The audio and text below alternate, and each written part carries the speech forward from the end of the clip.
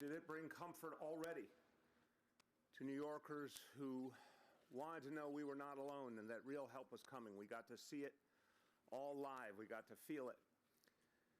Well, today is another example that this city is immediately acting every single day. And so many good people are helping us, preparing every day for what lies ahead, getting ready the hospital facilities we need to protect lives of New Yorkers. Yesterday, it was the comfort, basically floating right up to New York City with another full hospital, an amazing feat.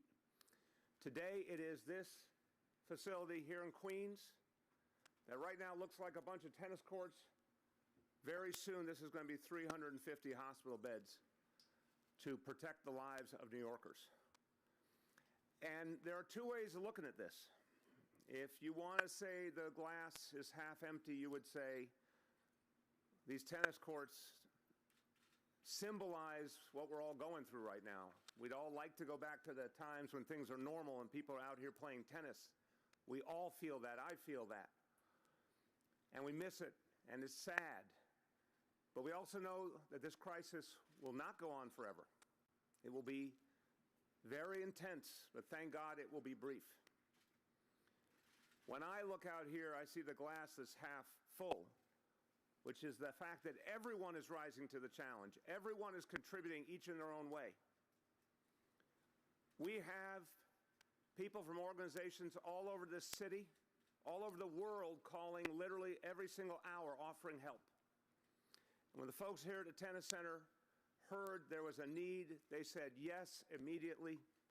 And all the people we reached out to create this hospital said the same thing. So I'm looking forward to the day when this is going to be a place for tennis again. But in the meantime, I'm inspired by the fact that people are stepping up. And we have set a very, very high bar of what we need to create in the next few weeks in terms of hospital beds in this city. And every time I turn around, I see another person, another organization stepping up to make it happen. And that, to me, is inspiring. And that speaks to what New Yorkers do all the time, the attitude we have that we will overcome anything and everything. That is on display right here at this tennis center.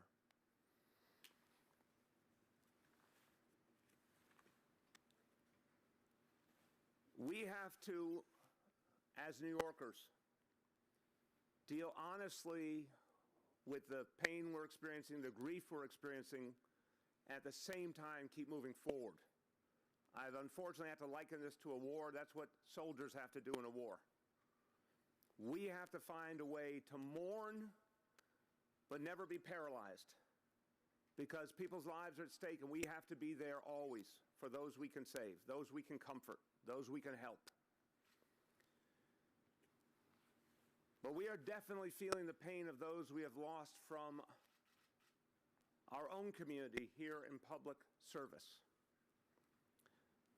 And I want to particularly focus on a Department of Correction that's doing such difficult work right now,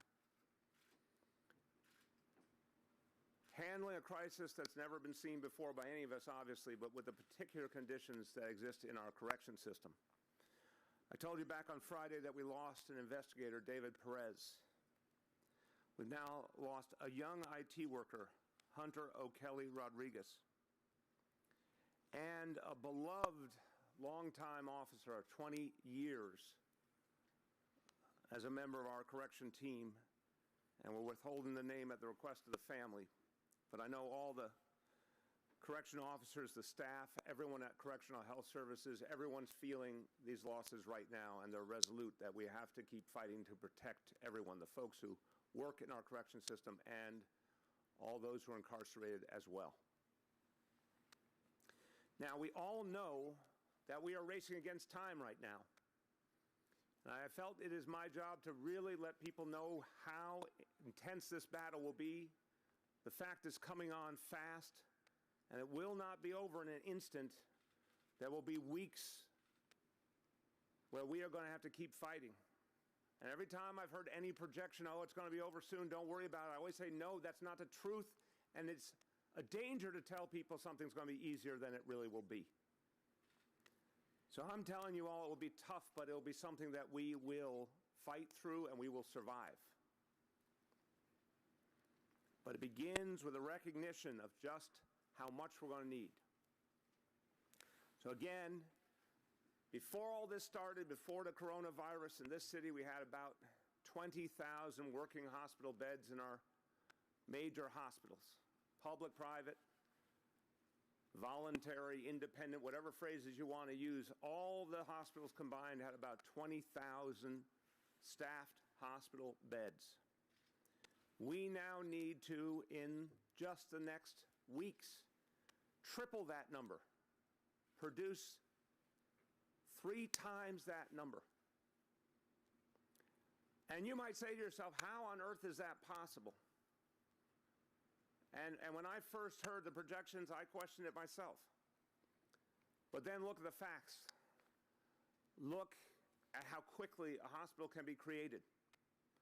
Whether it is in a place like the Javits Center, or a place like this tennis center, or a hotel, we know how to make any number of buildings into a hospital in a matter of days. So then you'd say, well, how does it add up? Look, the Javits Center alone, thousands of beds will be built out there. The Comfort starts with 750, can go up to 1,000 beds. Here's 350 beds here. A lot of hotels, hundreds of beds each. We're just going to keep going every single day, adding and adding and adding to get to the point where we have what we need. This facility will be crucial. The Brooklyn Cruise Terminal is going to be handled by the same company. They're going to set it up rapidly, and we're then going to go to the next site, the next site, the next site to meet our goal. We're working with the federal government, with FEMA, with the state. We're working with the hotel industry. We're working with folks who own major facilities. Everyone is working in common cause. I have not heard someone say no yet. And that's something New Yorkers should know about and be proud of. No one, I literally have not heard anyone, we say we need your building, I've not heard anyone say no. Everyone understands what time it is. So right here at the Billie Jean King Center, named after someone who's such a hero to so many of us, well, I think it's very fitting, I think Billie Jean would agree, that this place will be a life-saving place. This place will not only help folks afflicted by the coronavirus, help them to survive and recover and go home, it is specifically going to help patients who come through Elmhurst Hospital and can receive care here. It's going to help take the pressure off of Elmhurst. We all know that for a variety of reasons, Elmhurst has been the place that has borne the brunt. And the staff at Elmhurst, the doctors, the nurses, everyone who works at Elmhurst, they've done an amazing job. But we want to give them as much relief as possible. Starting next week, this facility will be able to take people from Elmhurst, not folks who need ICU care, but other coronavirus patients. Bring them over here, relieve some of that pressure immediately. 350 beds will be here with all the staffing, the doctors, the nurses, all the staffing needed. That's what the company does. It brings all this in, brings in the equipment, brings in the beds. It'll take 3 weeks to build out, but as I said, starting next week, patients will start arriving. And I want to thank the folks who made this possible. Right here, in terms of this amazing facility, and I want to thank him. He's with us, the Chief Operating Officer of the U.S. Tennis Association, Daniel Zausner. Thank you, Daniel, for partnering with the city and all of us to make this happen. Thank you, and all your colleagues, and you said yes, and I thank you for that. Billy Sullivan, CEO of Celesco, the contractor that does this work. Billy's over there, sorry, because of distancing, it's hard to see people sometimes. And they'll be working with us at the Brooklyn Cruise Terminal as well. And of course, our partners all the time, the Army Corps of Engineers, New York State, and our own Office of Emergency Management. Thank you, Deanne, to you and your team. And special thanks to our colleagues at Department of Design and Construction of the city who do amazing work, and they can do it very quick. So thank you to Jamie Torres Springer, the first Deputy Commissioner, who is definitely, Jamie, no one's going to miss you wherever you walk in that jacket. I want to thank you. You're very visible right now. Very visible. And we're going to be joined in a moment from Health and Hospitals, obviously the collaboration with Elmhurst Hospital. Dr. Eric Way, the Vice President and Chief Quality Control Officer for Health and Hospitals, will be joining us, and we thank them. Now, I want to give you some other updates real quick, and then we'll turn to questions from our colleagues in the media. So, a few days ago, we all heard the very tough news about the record number of calls to 911 and the real challenges that our first responders were facing, our paramedics and our EMTs through EMS. And we said we're going to have to make a lot of adjustments, a lot of changes to address the demand, but we would do it. Well, at that point, we were hoping the cavalry was coming. But I have to say, I am so moved and so appreciative to the federal government with how they move so quickly here and in great number. And I give all the credit in the world to FEMA and Regional Administrator Tom Von Essen, who everyone knows was our fire commissioner. I think it's no accident that Tom is really looking out for us, and he certainly understands how important EMS is to the city. So I want to tell you that we announced this morning formally that 250 more ambulances are coming right away to New York City from FEMA from all over the country to help us address our 911 calls. 135 of those ambulances are here already. And I want you to understand how unusual it is to hear something's coming and then it's here immediately. This is really powerful, and it shows how much the federal government is getting into gear now, full gear, to help us. We're going to have approximately 500 more EMTs and paramedics coming in from all over the country. 270 are here right now, and they're going immediately into action to help our extraordinary colleagues at the fire department and EMS to do the work that they do. I mentioned yesterday that nurses, more and more nurses are coming in. 500 on Friday had already gotten to our hospitals. I said we were going to add another 500 this week. I'm now announcing an additional 1,000 nurses that Health and Hospitals has coming very soon through contracting they've done. So we are sounding the alarm in many places and reaching out to many friends and many colleagues to get help. But these numbers now are going to make a huge difference. Imagine, just in the last few days, adding a grand total of 2,000 nurses to help protect New Yorkers. That's just in the last few days, more coming, and that's going to mean lives will be saved. Now, I'll always tell you good news, but that does not mean that the battle's over, and it doesn't mean we're not going to need a lot more help. Remember, as we speak now, we have a quarter of all the coronavirus cases in the United States of America. And I have spoken several times to the President in recent days, to the Defense Secretary, to the Chairman of the Joint Chiefs of Staff, and numerous federal officials. I've said the same thing to all of them. This coming Sunday, April 5th, is a demarcation line. This is the point at which we must be prepared for next week when we expect a huge increase in the number of cases. What I asked very clearly last week was for military medical personnel to be deployed here from the permanent military and from the reserves. I had this conversation with all of them. I said specifically 1,000 nurses, 300 respiratory therapists, 150 doctors. And I said we need as many as possible by Sunday, April 5th, and we need to know that any others are going to come shortly thereafter. I have reiterated that need and that request, and I have to say in many ways it's a demand because this is about saving lives in time. And I'm waiting for an answer from the White House. And I will always give credit where credit is due. The federal government in the last couple of weeks has shown us a much more vigorous approach, and it's helping us, and we are very appreciative. I thank the President. I thank all the cabinet officers who have been a part of this effort, especially thank FEMA. But we must have that additional personnel to be able to get through next week and the weeks right after that. So I'm going to keep reiterating this specific request, and I'm waiting for an answer from the White House. It is a reasonable request given that we are the nation's largest city and we are the epicenter of this crisis. Now, ventilators, which I'm going to talk about constantly. We are grateful, again, in the last week or so, the federal government really stepped it up.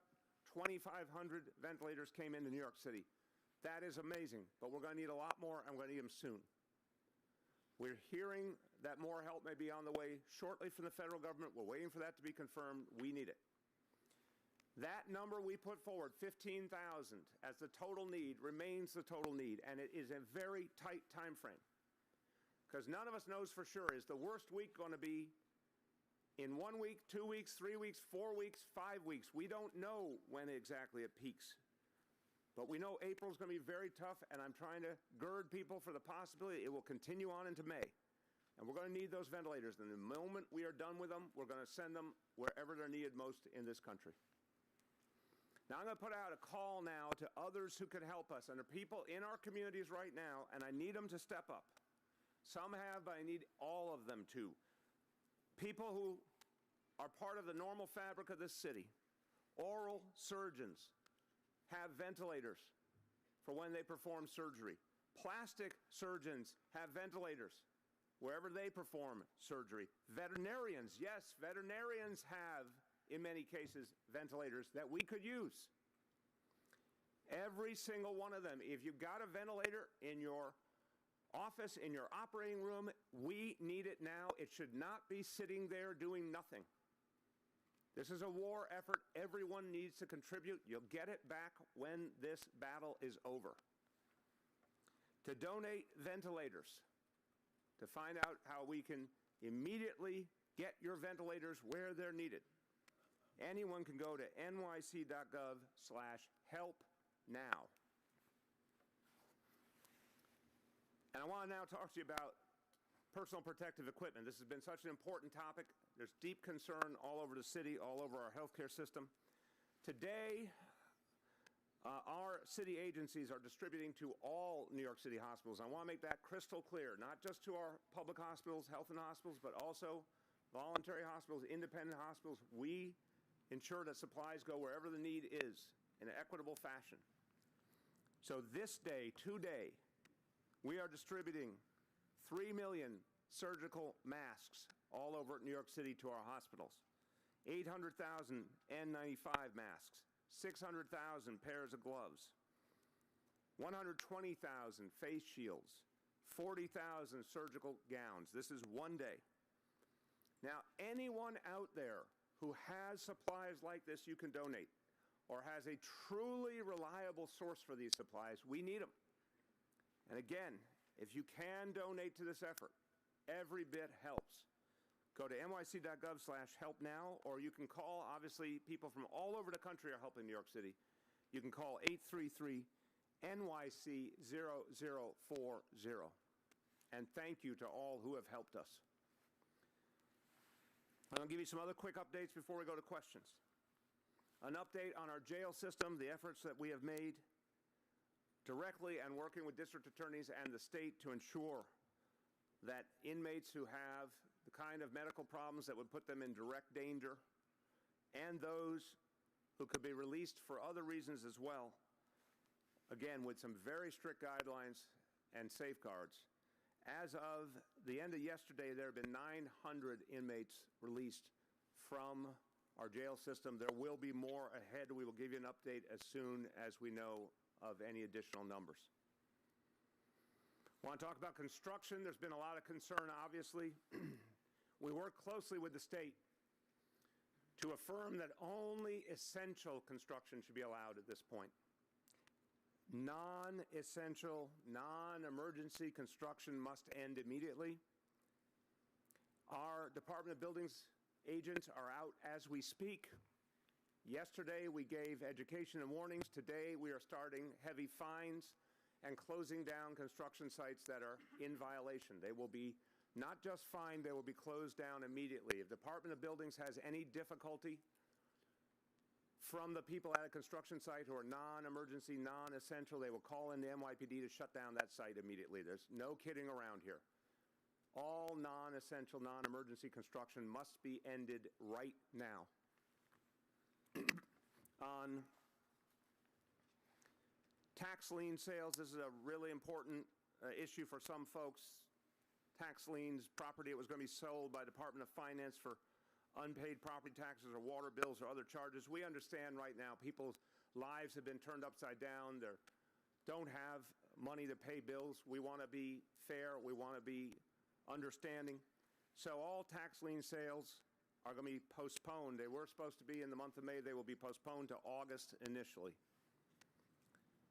On alternate side parking, and we all know, everyone who's a New Yorker knows, few issues stir the hearts of New Yorkers more than alternate side parking. Well, I'm sorry it's because of coronavirus, but let me at least give you a little good news in your day. Alternate side parking will be suspended for the next 2 weeks. 2 weeks through Tuesday, April 14th. So leave your cars where they are. One less hassle and fewer people have to go out of their homes to deal with it.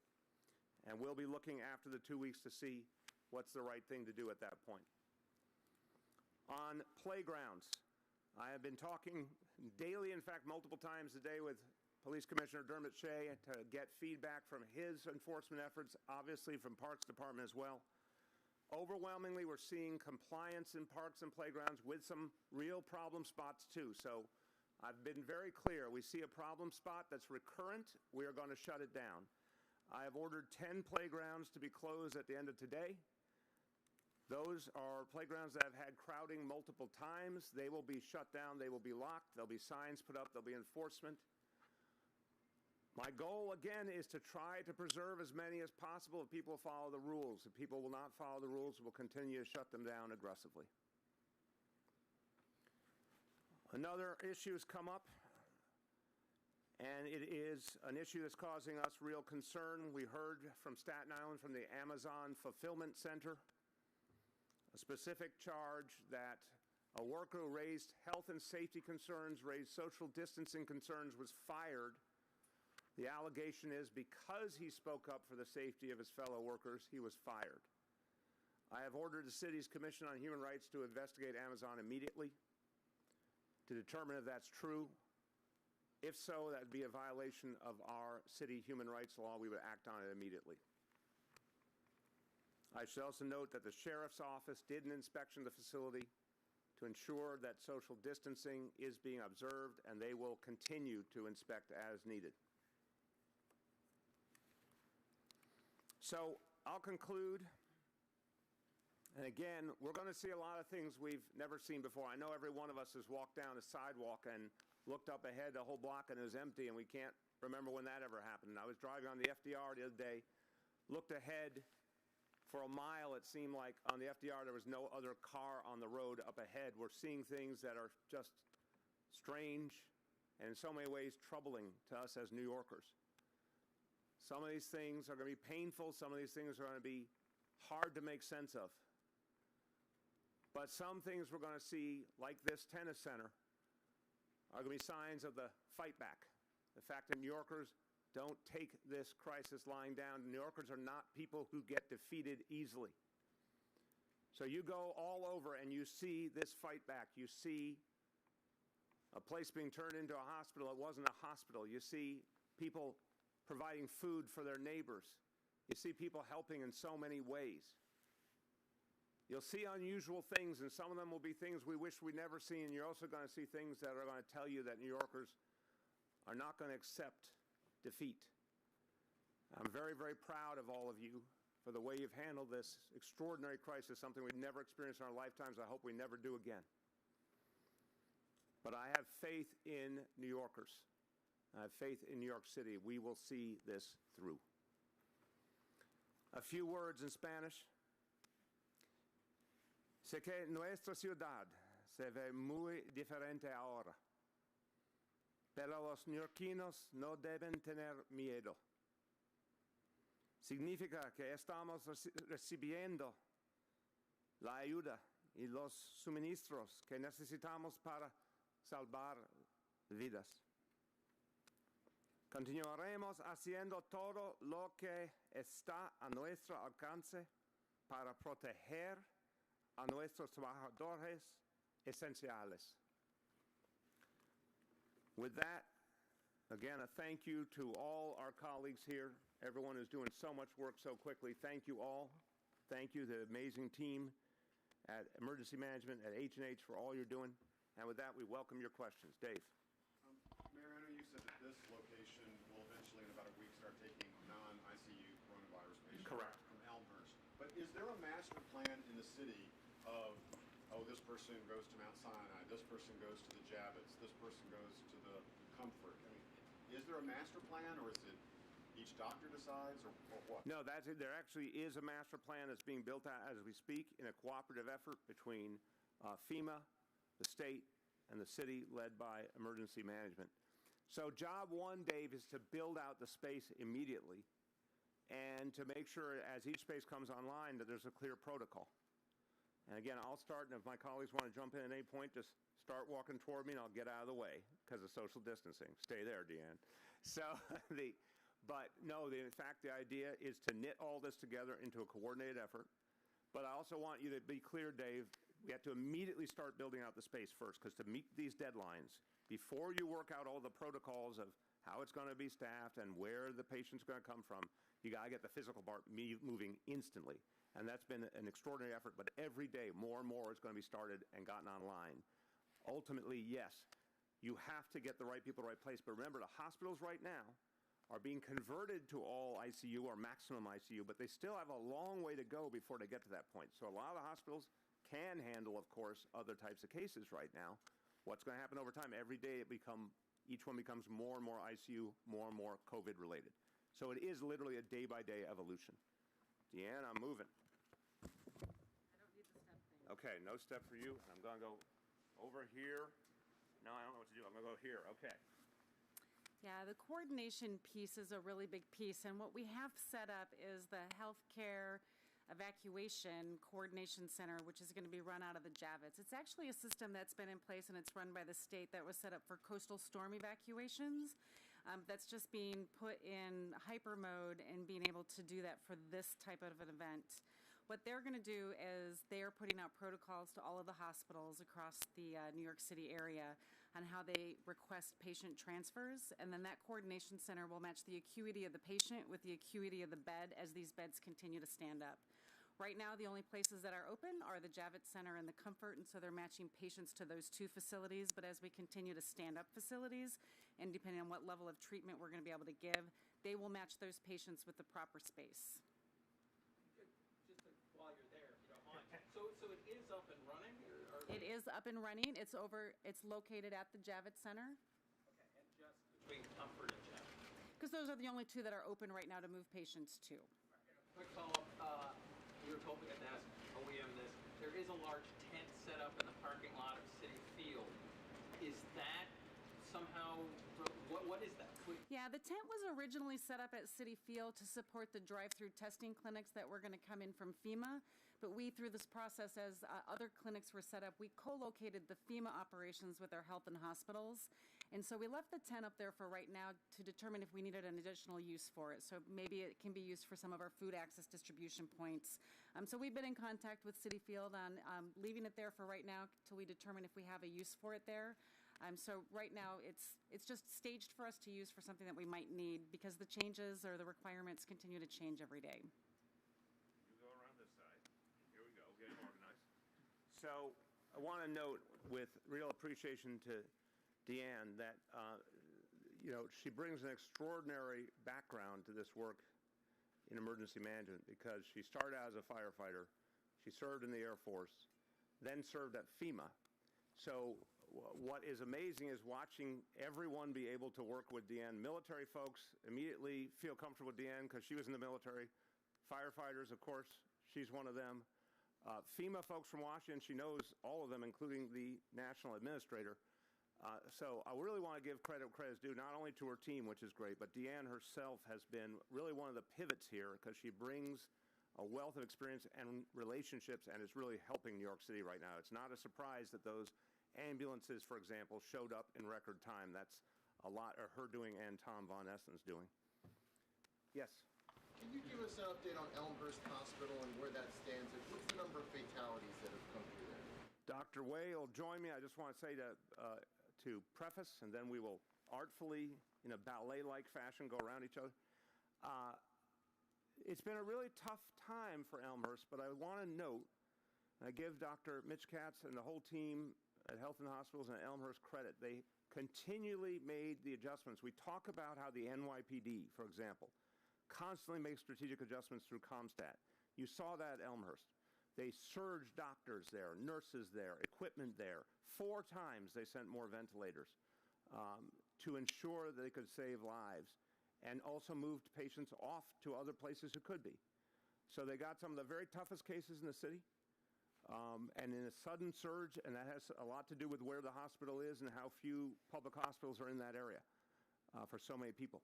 But they really dealt with a sudden onslaught very, very powerfully. With that, in terms of the overall situation, Dr. Way, why don't you come over? You go that way, I'll go this way.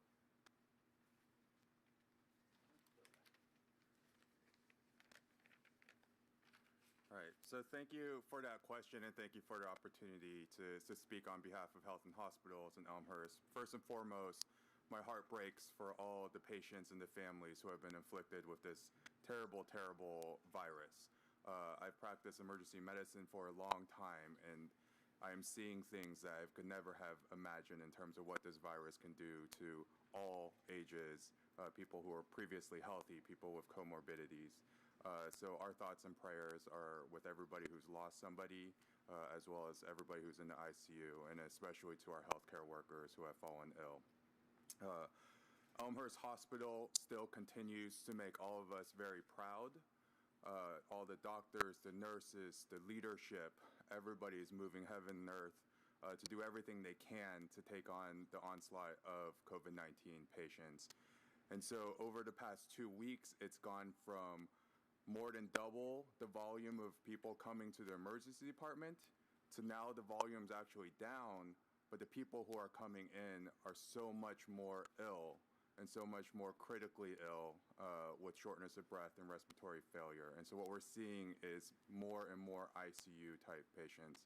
And so I was just on the phone with the emergency department chief, Dr. Stu Kessler, to get a better picture. I speak to him every day. We have an ED action team that meets at 6 p.m. every night.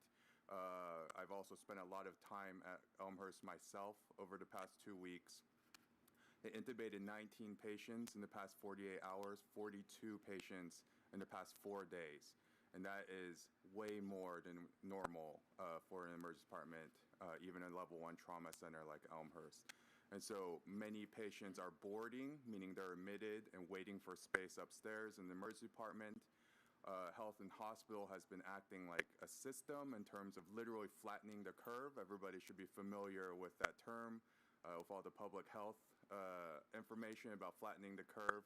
What we've been doing is we've been transferring patients, both medical surgical acuity as well as ICU acuity, out of Elmhurst, Queens Hospital, Lincoln Hospital, Kings County Hospital, to our other hospitals that have not been, are surging, but not nearly as much as Elmhurst and others. And so we've moved almost 200 patients in the last week and a half across the system. But the indicators I'm looking at are flashing red, right? The number of patients that are boarding in the emergency department, the number of patients that are filling our medical surgical units and our ICUs are surging well beyond our traditional ICU units into step-down units, to operating rooms, medical surgical units. And so this space is exactly what we need. We need to look outside of the 4 walls of our hospitals, not just tents in front of our hospitals, but where they can take admitted patients. And so the Javits Center, the Comfort, are welcome reprieves. We have teams poring over every patient in our hospitals, matching it to the inclusion and exclusion criteria to see who we can get to Javits Center. which we've sent multiple people today, as well as to the Comfort. And so I want to thank the mayor, OEM, the governor, FEMA, everybody for stepping up and helping us. Stay there if you would, Doctor. I just want to see if there's any other questions about either Elmhurst specifically or Health and Hospitals. Anybody else have questions about that? Yes, way back. I just wanted to ask, I know you said other hospitals are surging. Which in the system do you say, especially here in the borough in Queens, which is the epicenter of the city's epicenter, could you specifically talk about Queens hospitals and Booth Memorial, you know, the other hospitals here and how they're doing, and which ones are an area of concern for HHC? Yes. So Queens Hospital is surging as well. They're about 4 or 5 days behind Elmhurst in terms of where they are on the curve, but it's a much smaller hospital, and therefore we've been putting a huge emphasis on getting ICU patients out of Queens Hospital to Bellevue, to Harlem Hospital, to Metropolitan, to North Central Bronx. So the borough of Queens is clearly on the front edge of this pandemic, but we're seeing it in Brooklyn, we're seeing it at Kings County, Coney Island, Woodhull are all surging as well. Jacoby in the Bronx and Lincoln in the Bronx are right there as well. So, like I said, it went from being relatively easy to flatten the curve in terms of moving and shifting the surge across the system to now it's much more difficult. But I just really want to give the credit to the H&H leadership, especially the CEOs of all these other hospitals. Every time I pick up the phone and call them and say, can you take 10 med-surg and 2 ICUs? They say, of course. Let me figure it out on my end, but send those patients, please. Anything else? Yeah, please. This is an understanding about Elmhurst. At this point, is it still receiving heart attacks, broken legs, standard ER visits? Because from what we saw from the inside, there were people at Elmhurst saying, we need this to be essentially COVID triage right now. We can't deal with all these other folks. Has that been straightened out? Yes, so I was on the phone with FDNY leadership yesterday. Hospital Special Surgery has made a generous offer to take all ortho-related EMS runs there. So we are setting up a call with City Hall, with FDNY to figure out how to operationalize this, because this is not normal operating procedures. You take, within 10 minutes of where you pick a patient up.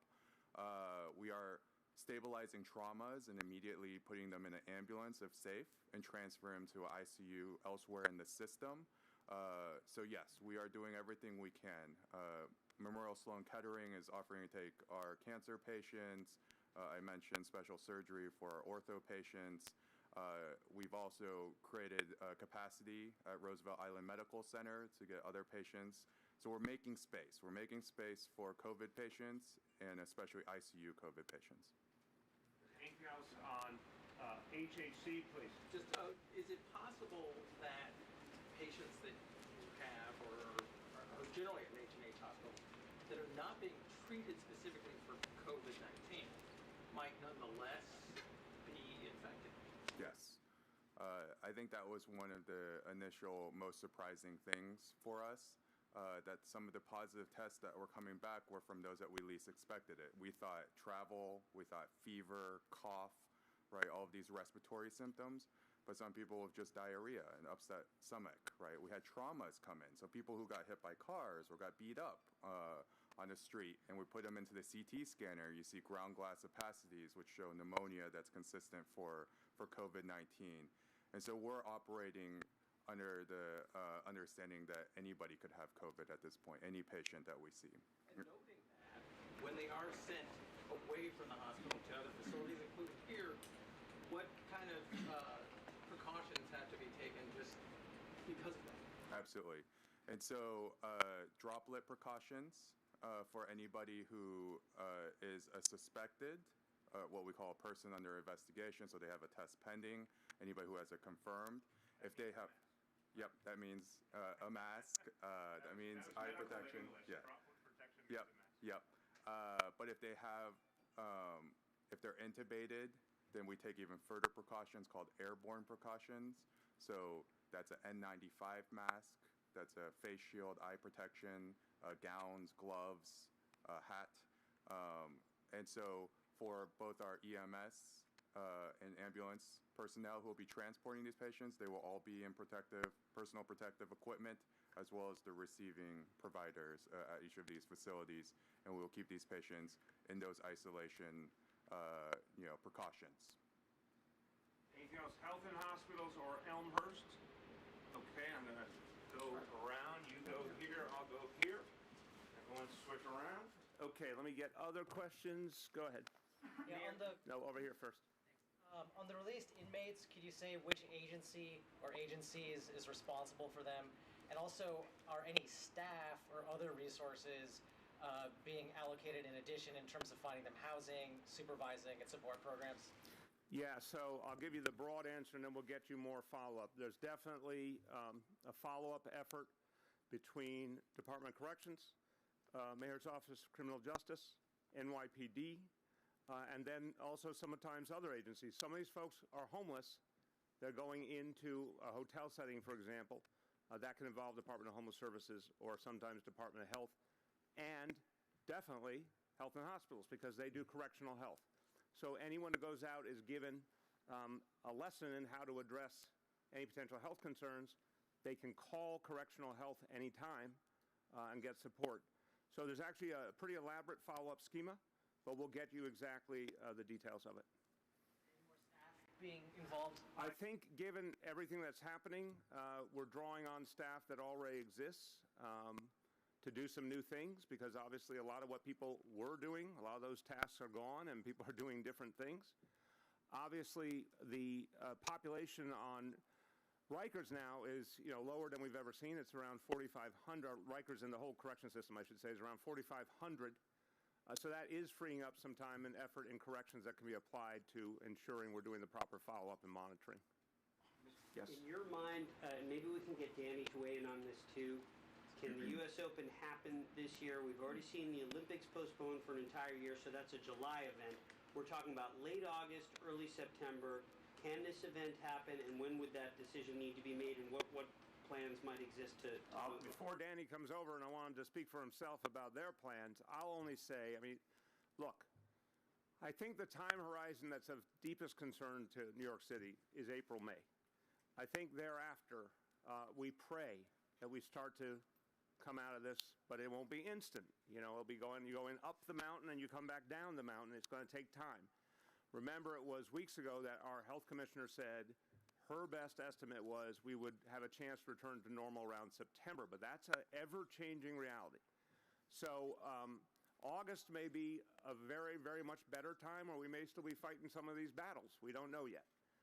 But for things that are coming up much sooner, I think it's very tough. By late summer, we may get some good news. Come on over.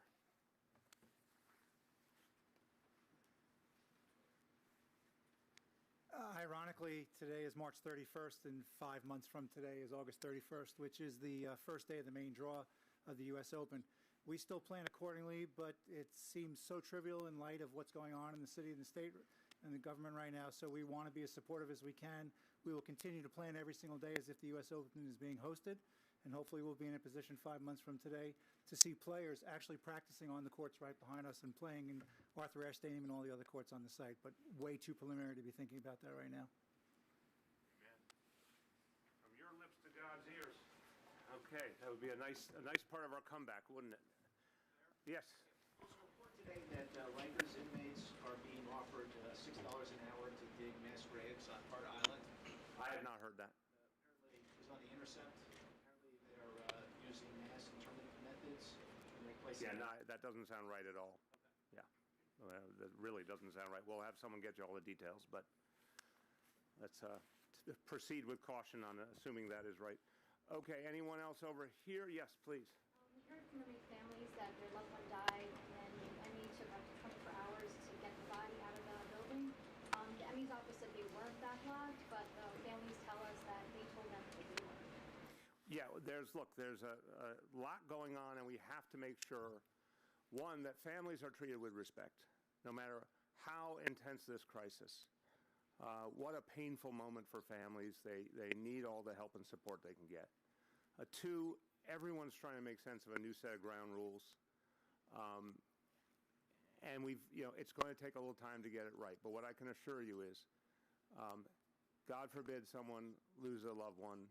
We want to make sure that the medical examiner gets over there quickly. We want to make sure if it involves a police matter, the police get over there with proper protective gear, everyone.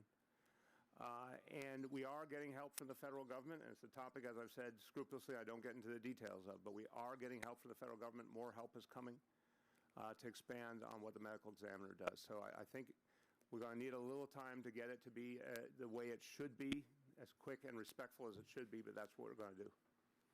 See if there's anything else. Yes. On Samaritan's Purse, which is opening the Central Park facility, do you have any personal concerns about their organization, and did you choose not to attend because of that? Well, when I heard originally, Andrew, that there was, an organization that was going to help Mount Sinai address COVID-19, I thought that's fantastic, and the fact that it was moving so quickly was something that I found positive.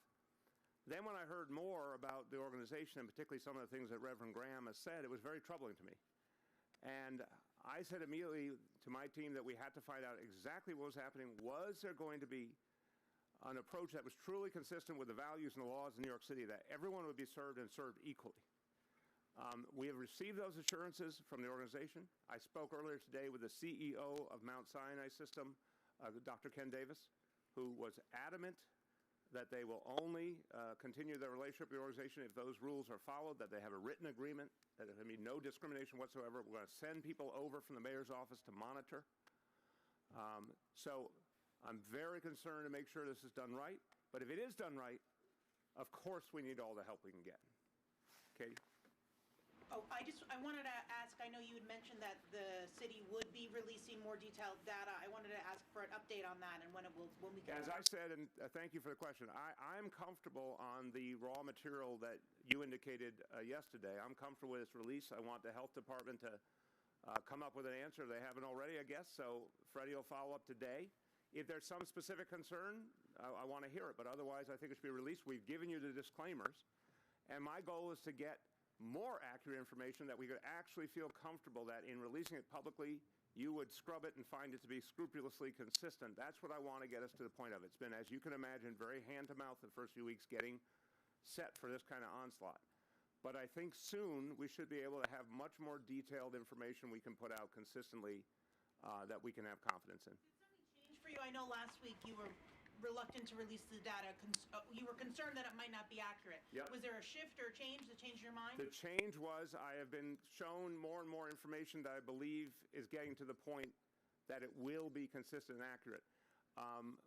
Early in the crisis, we were dealing with very specific cases. You remember those days? It seems like a long time ago.